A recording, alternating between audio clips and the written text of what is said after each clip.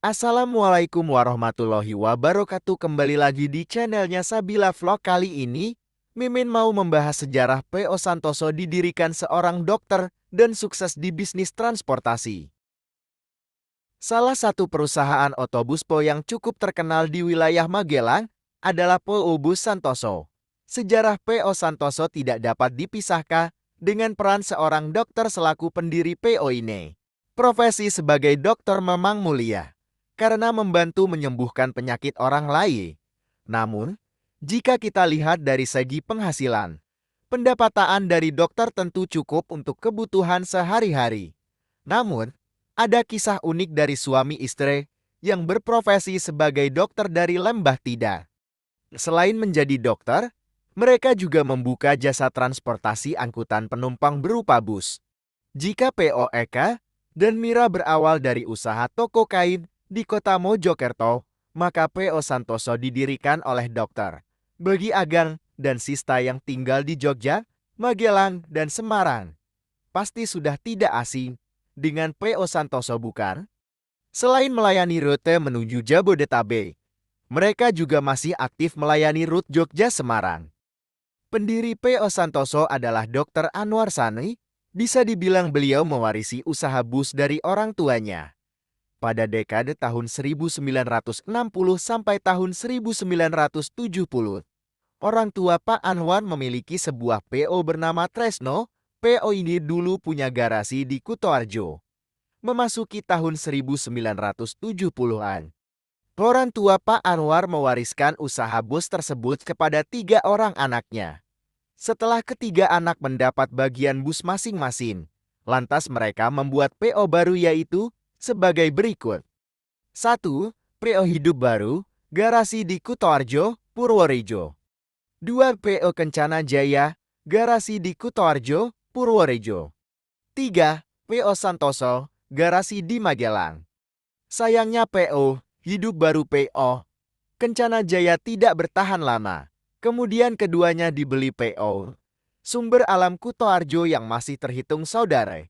Namun, ada beberapa unit bus Kencana Jaya yang dijual ke PO Santoso. Setelah mendapat mandat untuk meneruskan usaha orang tuanya, Dr. Anwar Sani beserta istrinya lantas merintis PO bernama Santoso di awal tahun 1970 AD.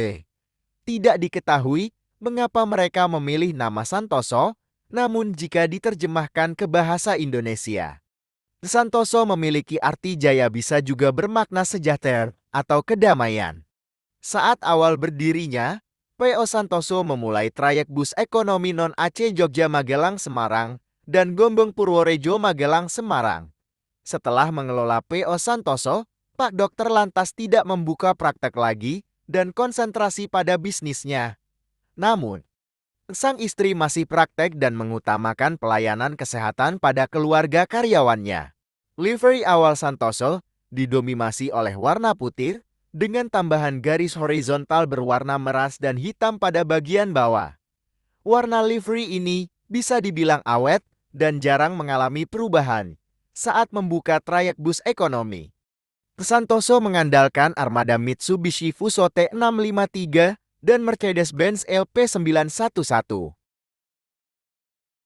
Awal tahun 1980-an, seiring dengan bertambahnya armada, pemilik bus lantas membangun garasi yang lebih besar di Kupatan, sebuah kampung di ujung utara kota Magelang. Pada saat itu, Santoso mulai fokus menggunakan armada Mercedes-Benz seiring dengan datangnya Type baru, yakni EF1113. Pada akhir tahun 1980, bus ini mulai mencoba peruntungan di jalur bus malam jurusan Jakarta dan cukup sukses dalam melayani penumpang di jalur Wonosari, Klaten, Jogja, dan Magelang. Ciri khas bus malam Santoso adalah toilet yang lebih besar daripada bus malam yang lainnya. Dan memasuki tahun 1990, seluruh armada bus dipindah ke kantor pusat di Jalan Soekarno-Hatta. Bisa dibilang era tahun 1990-an adalah masa jaya P.O. Santoso dengan tagline melegenda dan tetap terpercaya. Selain bisnis bus AKAP dan AKDP, Santoso juga melayani jasa pariwisata dan ekspedisi jasa pengiriman paket pada masanya. P.O. Santoso dikenal sebagai bus malam yang menjual ketepatan waktu dan memiliki mekanik dan pengemudi yang handal. P.O. Santoso termasuk P.O. yang cukup bagus dalam merawat armadanya.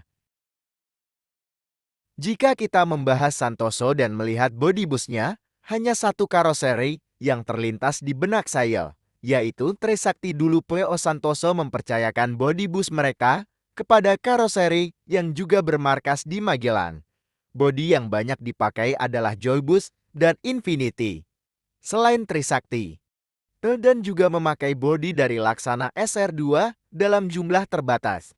Untuk livery bus, saat ini didominasi warna merah dan hitam. Saat ini, armada bus P.O. Santoso didominasi oleh bus Hino RK mesin belakang serta beberapa Hino AK mesin depan. Selain itu, sampai saat ini, mereka juga banyak mengoperasikan chassis bus lawas seperti OH15118 dan OH15212 jempol untuk para mekanik P.O. Santoso yang masih bisa merawat bus lawas tersebut di era modern.